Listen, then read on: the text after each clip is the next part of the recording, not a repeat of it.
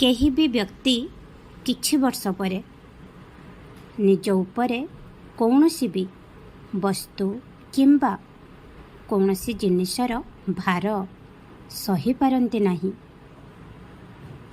ତେବେ ତୁମେ କୁହ, ତୁମେ କିପରି ନିଜ ମନରେ ଏତେ ସାରା ଚିନ୍ତା ଏବଂ ଦୁଃଖର ଭାର ନେଇ ଜୀଇ ପାରିବ?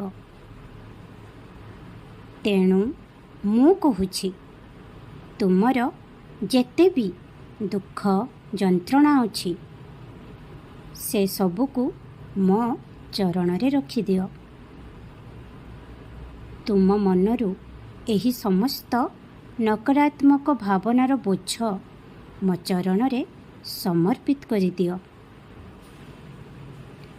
ମୁଁ ତ ତୁମ ପାଇଁ ସବୁକିଛି କରିବାକୁ ଚାହେଁ, କିନ୍ତୁ ସେହି ସବୁ ପାଇବାକୁ ହେଲେ ତୁମ ମନକୁ ସଫା ଏବଂ ଖାଲି ରଖିବାକୁ ପଡ଼ିବ। ହଁ, ଏହା ସେତେବେଳେ ସମ୍ଭବ ହେବ ଯେତେବେଳେ ତୁମେ ନିଜ ମନରୁ ଦୁଃଖ, ଯନ୍ତ୍ରଣା, କ୍ରୋଧ ଭଳି ବିଦ୍ୱେଷ ଭାବକୁ ବାହାର କରିଦେବ। ସମସ୍ତ ଲୋକଙ୍କ ପ୍ରତି ଈର୍ଷା ଏବଂ ଘୃଣା ପରି ସମସ୍ତ ଭାବନାକୁ ଦୂର କରିଦିଅ। ଏପରିକି ଯେଉଁମାନେ ତୁମକୁ ଆଘାତ ଦେଇଛନ୍ତି ସେମାନଙ୍କୁ ବି କ୍ଷମା କରିଦିଅ। ତାହେଲେ ଯାଇ ତୁମର ମନ ତୁମର ଆସୁଥିବା ଭବିଷ୍ୟତକୁ ସୁନ୍ଦର କରିବା ପାଇଁ ପ୍ରସ୍ତୁତ ହେବ। କାରଣ ତୁମେ ସେସବୁ କାର୍ଯ୍ୟ କରିପାରିବ ଯାହା ତୁମର ଭବିଷ୍ୟତ ପାଇଁ ଜରୁରୀ ଅଟେ।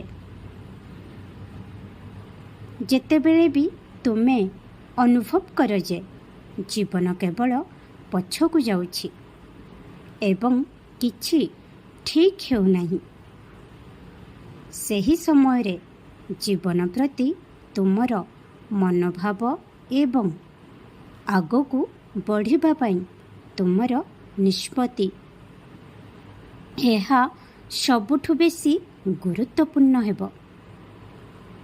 ଯଦି ତୁମେ ହାର ମାନିଯାଅ ଏବଂ ଅଟକି ଯାଅ, ତେବେ ତୁମେ ଭୁଲ ରାସ୍ତାରେ ଭଟକିଯିବ।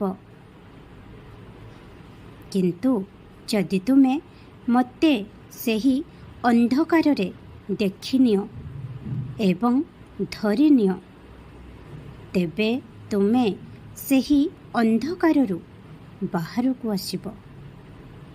ତେଣୁ କେବେ ବି ହାର ମାନ ନାହିଁ। ନାମ ଜପ ଜାରି ରଖ, ତୁମର କଲ୍ୟାଣ ହେବ। ମୁଁ ତୁମର ସମସ୍ତ ଯନ୍ତ୍ରଣା ମୋ ନିଜ ଉପରେ ନେଉଛି। ଖୁସିରେ ରୁହ। ଓମ୍ ସାଇ ରାମ, ଜୟ ସାଇ ରାମ।